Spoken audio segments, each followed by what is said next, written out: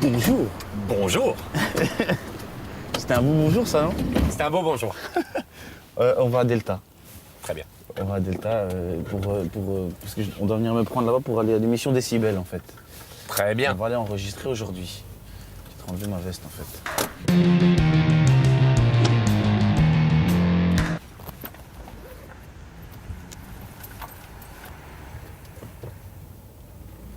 On est fatigué.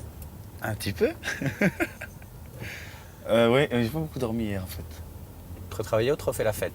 Non, pas fait la fête. J'ai travaillé et j'ai un petit peu répété pour aujourd'hui. Et puis j'ai fait un petit peu de musique. On ne sait pas s'en empêcher. Surtout quand on répète, il y a toujours deux, trois petites notes qui viennent et puis on se laisse embarquer. Même s'il n'y a rien qui sort, mais bon, on le fait quand même, quoi. Il a suffi d'un tube, alors on danse, pour que Stromae, de son vrai nom Paul Van Haver, se fasse connaître de la planète entière. À 25 ans, ce belgo-rwandais, grand fan de hip-hop et ex-rappeur, a trouvé la formule qui fait recette. Des paroles noires à souhait, couchées sur des beats Guilleret, un look rétro et propret et une gestuelle qui n'est pas sans rappeler Brel. En 2010, il rafle tous les prix. Au MIA pour le hit le plus vendu en Belgique, meilleur album électro, victoire de la musique et artiste le plus téléchargé chez nous. Pas de doute, le Bruxellois de l'année a le vent en poupe. Et oui, bien sûr, tu tournes à droite, ma vie. Quoi? Pourquoi? Qu'est-ce que j'ai fait? Ah ouais, mais tu vas dans la rue Stéphanie et c'est là que j'ai grandi. Ici? Donc voilà. Ouais, De quel âge à quel âge? C'était de quel âge à quel âge? Jusqu'à mes 19 ans, je crois que j'étais ici. Quelle maison? C'est la maison là-bas, plus loin. Brique jaune. Brique jaune. Et il y avait ma batterie qui était au grenier. Et d'ailleurs, il paraît qu'on m'entendait de très loin. Ah ouais? Ma mère, quand elle rentrait de l'église, elle m'entendait le dimanche en train de jouer, elle m'entendait de loin. Et elle est à louer, appartement à louer. Celle-là, c'est le 99. Tu vois? Magnifique. Et ils ont jamais changé. Ils ont jamais changé la porte, c'est ça qui tue. Ah, c'est cette maison-là? Mais oui. Oh, des dieux. Mais Je croyais que c'était plus loin. J'ai pas vu. Bon, et alors t'étais à bien ça de l'étage ou faire quoi? des marches arrière comme ça de sauvage. Ça, c'était ta maison alors. Ah, c'était ma baraque, ouais. Ça a été quoi les gros coups de massue de la vie pendant 25 ans? Je peux me permettre une chose, c'est te demander d'envoyer le chauffage sur les pieds. Voilà, c'est sur les pieds, monsieur. Merci beaucoup, c'est super gentil. Et ma question était? Tu n'y as pas fait attention, bien sûr. C'était quoi déjà? Tu C'était. penses à tes pieds. Non, mais si je l'ai entendu. Oui, ça a été quoi? Ça a été quoi les gros coups de massue de la vie, justement? Les gros coups Sur de les ma- 25 premières années? Dans les premières. Quand j'étais tout petit, j'avais eu la malaria. Voilà, ça c'était un truc, mais je m'en souviens pas vraiment. Ah, J'ai eu la malaria quand je suis parti au Rwanda. Donc c'était un bel accueil que m'a réservé ce pays. T'avais quel âge? J'étais très petit, je crois que je devais avoir 5-6 ans. Et j'avais des bonnes températures de fièvre très élevées, comme peut bien le faire la malaria. Et on a dû rentrer plus tôt que prévu parce qu'il n'y avait pas de médicaments encore qui arrivaient jusque là-bas. C'est ton papa qui était rwandais, hein? Voilà, exactement. Et ta maman? Ma maman est belge. Elle a grandi à Dendermonde et puis elle est venue à Bruxelles en fait. Elle a D'accord. décidé de faire. Parce que tu t'appelles Paul Van Haver, donc tu as le nom de ta mère. C'est tout à fait. Comment ça se fait? Parce que j'ai pas été reconnu par mon papa. D'accord. Mon père m'a pas reconnu et même si je lui en veux pas du tout, mais c'est juste que je l'ai pas réellement connu. La preuve c'est que quand j'ai appris qu'il était décédé pendant le génocide, ça m'a pas fait grand chose. Si le fait de savoir que j'allais jamais connaître ce que c'était d'avoir un père. Tu as des souvenirs?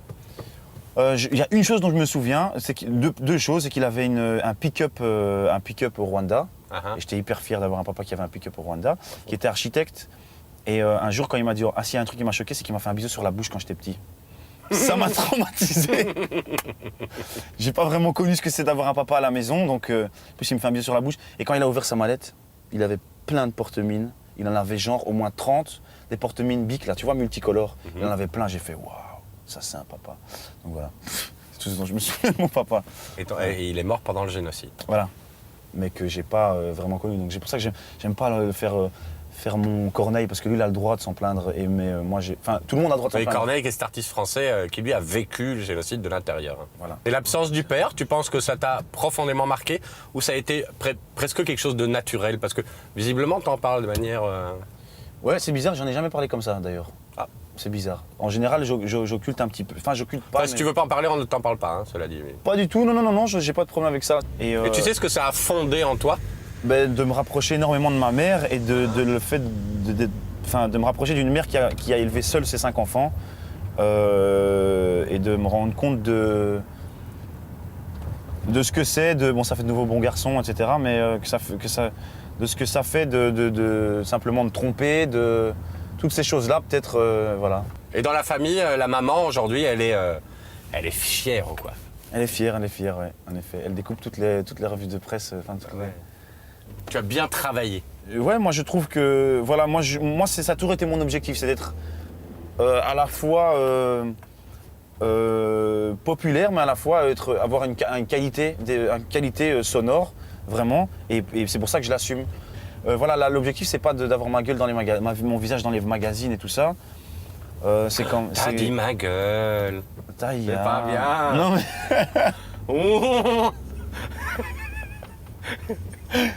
Dans la vraie vie, je suis quand même un peu plus vulgaire. Ben oui, je sais. Et tu m'as apporté des bonbons. Parce que les fleurs, c'est périssable. Tout à fait. Et les bonbons, c'est tellement bon. Bien que les fleurs soient plus présentes. Ah ouais, soyez plus présentes. Soyez plus présentes. Surtout quand elles sont en bouton, ouais. Tu me dis que tu dois tout le temps avoir des mecs comme ça qui viennent te... En 4x4 En 4x4 peut-être pas, je sais pas. Mais en tout cas, il y a beaucoup de gens qui doivent venir te saluer à chaque fois. Et pas toi? Oui. Alors ça fait quoi? Alors ça fait quoi? Ouais, c'est cool quoi, c'est cool, c'est sympa. Ça montre le soutien des gens quoi.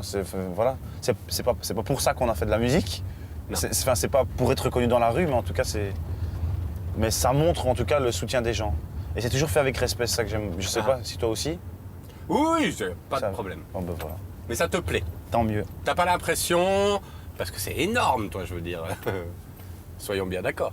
Oui, on va dire oui. Qu'est-ce qui est plus facile Qu'est-ce qui est plus facile qu'avant? Qu'est-ce qui est plus facile qu'avant? Mine de rien, c'est pas la drague, mine de rien. C'est ce qu'on aurait tendance à dire, mais pas du tout. Non mais en fait, c'est parce que je suis très timide. Et donc, je vais être 2 fois plus vigilant quand une fille va s'intéresser à moi. Qu'est-ce qui est encore plus facile? Financièrement parlant, on va le dire. Hein, parce que tout ne peut qu'être plus facile en travaillant de toute façon après une vie d'étudiant. Donc oui, de toute façon, c'est plus facile. Ouais. C'est vrai. Après une vie d'étudiant, ouais. Surtout en ayant travaillé au Quick pendant 1 an, sans jamais voir la couleur de l'argent, parce que j'avais demandé à mon frère de garder l'argent sur un compte en banque. Pourquoi? Eh bien parce qu'on se dit qu'on n'a toujours pas commencé ses études et qu'on veut faire du son. Il y a le réflexe de mettre de l'argent de côté pour se payer des études. Exactement. Pour devenir quelqu'un. Pour devenir quelqu'un, pour avoir un papier. Ça vous est venu petit d'être déjà grand? Vous, qu'on est plusieurs, ou tu ça t'est venu petit d'être déjà grand? On peut se tutoyer. Hein? Je peux te tutoyer? Ouais. Bien. Ça m'est venu de petit d'être déjà grand. Non. Je sais pas, ouais, plus ou moins. Non, j'ai fait mes conneries aussi. Hein. J'ai fait mes conneries. Hein. J'ai fait des vols, j'ai volé dans des petits bonbons dans les magasins. J'ai fait mes petits trucs, c'est jamais des grands trucs de grands gangsters, mais j'ai fait mes petites conneries, quoi. Par contre, je n'ai jamais fumé de drogue avant l'âge de 19 ans. Que j'ai découvert et qui m'a pas du tout intéressé. Mais voilà, je sais pas pourquoi je te parle de ça d'ailleurs, mais bon. Non mais voilà, dans le sens d'être déjà grand. Pour faire bon garçon, pour faire bon garçon respectable, je crois. Honnêtement, je crois que c'est pour faire bon garçon respectable. Non mais c'est vrai, il y a ce côté, il y a ce côté présentable, élégant, souriant, bon garçon. Exactement. C'est quelque chose d'important. Mais c'est ma maman qui m'a toujours dit de le faire et j'ai toujours suivi. Je suis pas un rebelle moi, je suis vraiment pas un rebelle. Je ferais pas. Je me suis déjà essayé de toute façon à faire le rebelle plus jeune. Et j'ai déjà compris que c'était pas pour moi, je sais pas, le peu de fois où j'essaye d'être rebelle, je suis déjà en train de me dire non mais en fait tu t'es pas remis en question, en fait t'es en train de dire des... Alors que j'ai déjà réfléchi 2-3 fois, avant de faire le rebelle, j'ai déjà réfléchi 4-5 fois déjà, hein, tu vois, parce que... Mais pourquoi dans l'éducation que tu as eue, avec ta maman en l'occurrence, il y a ce côté, il faut être le bon fils quoi. Mais parce que... Faut essayer de pas décevoir. Je sais pas, c'est parce que je suis comme ça, à un moment je crois qu'il y a la nature qui est comme ça. Et puis il y a l'exemple des grands aussi, hein. Je crois que j'ai eu la chance d'avoir des grands frères, ça je me rends vraiment compte aujourd'hui, d'avoir des grands frères qui ont déjà essayé les choses avant moi. Et qui sont là, parce qu'on n'a pas grandi avec notre père, donc fatalement le grand frère avait un rôle de papa. Et en plus d'être papa, il avait un rôle d'essayer les choses devant nous. Donc voilà, nous on entendait un petit peu ce qui se passait. C'est pour ça que je crois que je suis un gentil garçon. Ah oui, mais tu sais quoi, ici en fait c'était Gare du Nord et c'est ici que je prenais mon train pour aller à l'internat juste après. Donc je partais de Chez Boxstad. les jésuites. Ouais. T'étais chez les jésuites, hein. Je partais de... Mais voilà d'où ça vient, j'y ai pas pensé. Oh, mon côté sage. Bah ouais. Mais tu sais que justement c'est là-bas que j'ai vraiment appris à fermer ma bouche, mais vraiment. Bah ouais. J'ai fermé ma bouche dans beaucoup de situations où j'aurais pu l'ouvrir et j'aurais pu répondre et partir en scandale. Et là, dans 90% des cas, eh ben, le fait de fermer ma bouche m'a permis le lendemain, après, parce que la nuit porte conseil, de me rendre compte qu'en fait, t'avais bien raison de la fermer. Même si jamais c'était par manque de courage que tu l'as fait à ce moment-là, certes, en attendant, aujourd'hui, tu es bien content d'avoir fermé ta bouche. Ouais. Parce que au moins, tu n'as manqué de respect à personne. Tu t'es redevable de rien du tout envers qui que ce soit. Il n'y a qu'une personne qui t'a peut-être manqué de respect et tu as bien fait de la fermer. De toute façon, on le dit, hein, on répond aux imbéciles par le silence, c'est vrai. Ouais. Pourquoi tu mets toujours ton dernier bouton à ta chemise? Parce que je suis un garçon sage. Je te l'ai dit, je suis un garçon sage et il faut toujours fermer son dernier bouton. Oh, ça va pas ou quoi? Ça me ferait mal de l'ouvrir, ça fait un peu mauvais goût, j'aime bien, c'est beau. Tu vois, ça fait beau mauvais goût. Tu veux pas l'ouvrir, honnêtement? Pour toi? Je m'étouffe. Bon, allez. Ça m'étouffe. Mais je me sens pas bien. Ouah, il est cool comme ça. Bon, vas-y, tu me conduis. Alors, on se sent différent là. Tu sais que... À vous, ça fait du bien, non? Ouais, ça fait du bien. Je sais pas pourquoi d'un coup je prends un accent parisien quand je vais être vulgaire, tu vois, je sais pas pourquoi, c'est bizarre. Et donc, nouveau défi professionnel, quoi. Ouais, c'est ça, c'est ça. Et là, il y a vraiment 3 personnes qui sont mises en avant. Hein. C'est les 3 personnes clés de chez Mozart. C'est vous, c'est Luc et c'est Coralie. C'était une évidence de ne pas prendre tout sur votre tête. Ouais, parce que ça a été le cas pendant l'album. Et c'est vrai que souvent les titres prennent Stromae, la marque de vêtements de Stromae, le truc de Stromae. Ah. Et des fois, je trouve ça pas très cool pour les gens qui m'accompagnent, quoi. La marque de Stromae, c'est Coralie la styliste, quoi. Donc, et donc là, j'étais content d'être sur scène, de venir saluer à 3 et de mettre en avant même encore plus Coralie parce que c'était elle. C'est elle qui a dessiné tout ça, c'est elle qui a imaginé tout ça, quoi. C'est elle la personne clé, ouais. Exactement. Et Luc aussi qui a accompagné et qui fait la captation. Ah. Je trouve que c'est quand même, ça fait du bien à l'ego quand même, quoi. Je peux pas récolter tous les lauriers, c'est pas possible. Vous, votre ego, il est nourri à vie. Vous avez plus besoin. Je pense là. Je pense que c'est bon là. Depuis le début, vous travaillez avec Luc, avec votre frère? Depuis le tout début, ouais. En fait, c'est parce que au début, on considérait pas vraiment ça comme du travail dans le sens où. Quand vous étiez gamin. Quand on était gamin, quoi. Moi, j'avais 16 ans. C'était quand je commençais à faire des instrus sur mon ordi. Et c'était le premier à qui je faisais écouter mes sons. Donc j'allais le faire chier dans sa chambre et tout, même quand il n'avait pas envie. J'avais vraiment besoin de son avis. Ah. Et puis petit à petit, c'est devenu professionnel. J'ai lancé ma société, mon label, quoi. Et puis au début, je l'ai engagé en tant qu'étudiant. Et puis petit à petit, quoi, parce qu'il terminait ses études, lui. Il a cravaché quand même. Et directeur artistique de la boîte. C'est ça. Ah. C'est ça. Et puis il y a ma maman aussi qui bosse avec moi. Ah ouais? Qui fait l'administratif, ouais. Ah, génial. Qu'est-ce que ça doit être récompensant pour un fils de pouvoir rendre. Ouais. la dette familiale. Mais ouais. Même si on n'en a pas en fait, parce que les mères sont pas comme ça. Mais non, évidemment. Mais c'est un bonheur pour vous, ça? Ouais, quelque part, ouais. Même si je suis en train de m'affranchir de ces genres de dettes ou de... Il faut pour être heureux un jour, ouais. Bah oui, je pense qu'il faut passer un peu à l'étape supérieure à un moment. Ouais. Quand à un moment, vous aviez l'impression de devoir quelque chose à tout le monde ou quoi? Ouais, vraiment. Vraiment. Ça, c'est fatigant, par contre. Hein. Ah, ça, c'est très, très fatigant, parce que quand on se rend compte... Mais surtout qu'on pourra jamais aider tout le monde, quoi. C'est pas possible. On peut pas aider tout le monde. Vous avez cru à un moment que c'était possible? J'ai cru à un moment que c'était possible. Et c'était pas possible, parce que c'était un devoir, surtout. Pourquoi? Parce que vous étiez le privilégié? Parce que j'étais le privilégié, ouais. Et donc... Et vous aviez l'impression de devoir rendre quoi? Je sais pas, comme si c'était une bénédiction qui était venue du ciel d'un conglomérat de je sais pas, d'êtres humains qui avaient décidé que ce soit moi qui allais être élu. C'est un peu bizarre, mais bon, c'est comme ça qu'après on se l'explique, parce qu'il n'y a pas d'explication au succès. Et à un moment, on essaye de s'en trouver dans notre cerveau comme ça. Et donc, ouais, c'est un peu... c'est un peu... Quoi, culpabilité que ce soit tombé sur vous ou quoi? Ouais, vraiment un peu. Un peu. Mais vous avez bossé, hein? Bah ouais, c'est ça en fait. C'est ça que j'ai tendance à oublier. C'est que j'ai bossé en fait. Et j'ai l'impression que c'est comme si j'avais gagné au loto. C'est vrai? Ouais, c'est un peu ça quoi. Comme si c'était pas... Enfin bref. Mais je suis en train de passer ce cap-là. Hein. Non, maintenant je suis plus en paix. Et puis je pense que je grandis aussi. Hein. Quel âge vous avez maintenant? J'ai 33. Ouais. Ça y est, c'est fini là la vingtaine. Hein. C'est fini, bien passé là. Et votre maman, elle est fière là? Ouais, elle est fière. Hein. Elle collectionne toujours les papiers ou elle a arrêté parce que c'était plus possible?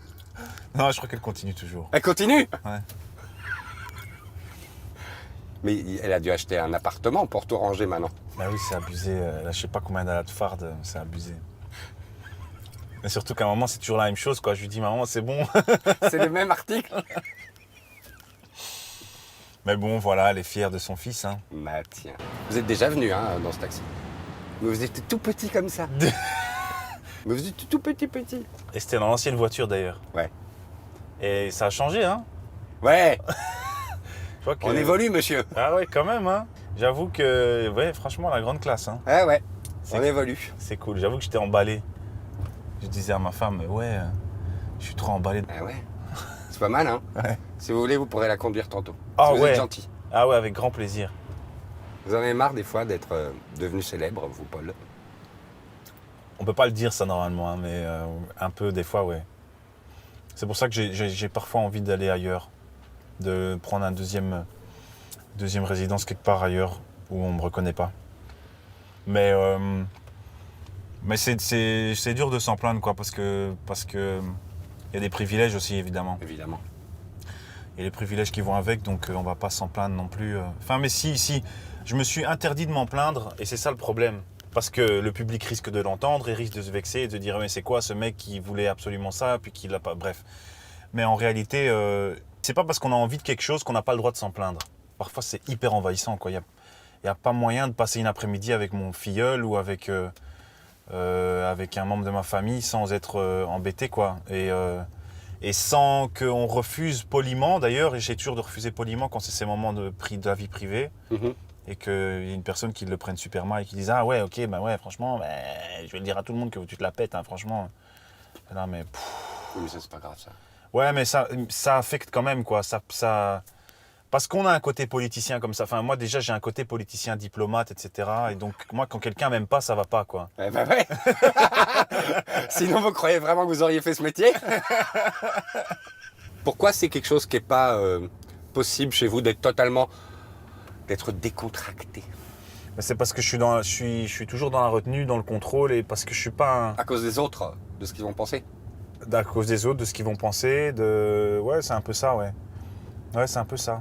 En fait, c'est un peu horrible, mais je me sens un peu comme dans le film avec Jim Carrey, là. Ah ouais. Truman Show. Truman Show. Épié en permanence. Voilà. Parce que des fois, je m'en veux d'être parano comme si c'était de ma faute, mais en fait, il y a... Enfin, c'est-à-dire que moi, je marche dans la rue et j'entends des... Enfin, c'est-à-dire que c'est un peu comme si j'étais vraiment épié 24/24, quoi. Et c'est assez pesant quand même, parfois. Ouais. Vous savez la bonne nouvelle? Non. C'est qu'à la fin du film... Il ouvre la porte. Et ne rien faire... Ne rien faire du tout. C'est une option dans la vie pour vous? Oui, mais ça, c'est dans des petits moments creux. De 3 jours? Non, pas du tout. Mais c'est vrai que mine de rien, je continue tout le temps, je bosse tout le temps en fait. Même quand j'allais pas bien et tout, quand je sortais de l'hôpital et tout, je continue tout le temps à bosser. Ouais, impossible de se dire là, il faut couper les vannes ou quoi.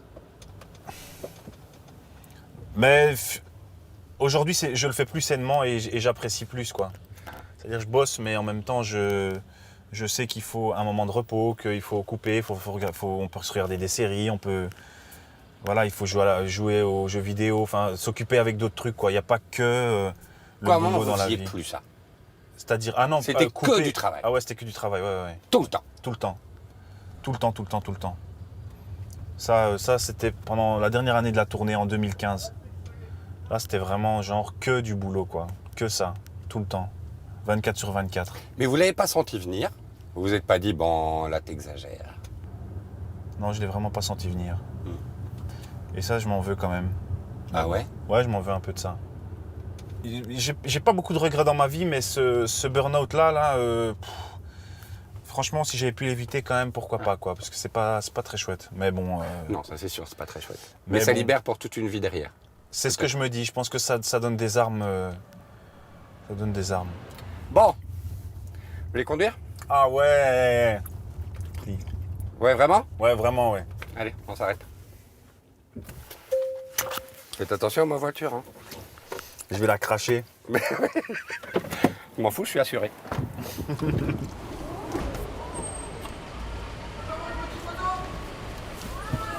On doit vraiment y aller. Putain, le mec, chaque fois qu'il met sa gueule d'or, il dit petite photo. Ouais, putain. Ah, ça va être chouette. Tu vois pourquoi je deviens dingue? Bon, eh bien, bienvenue dans mon taxi. Non. Bonjour, vous allez bien? Bonjour.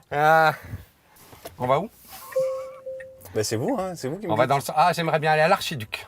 À l'Archiduc? Ouais. Ok. Boire une bière maintenant que je conduis plus. Ah ouais, c'est juste merde, je pourrais même pas boire, moi. Bon, les piétons, ok, désolé, pardon. C'est ici que ça va devenir intéressant. J'ai dit que j'ai pas mon permis. Non, je Je m'en déconne. fous.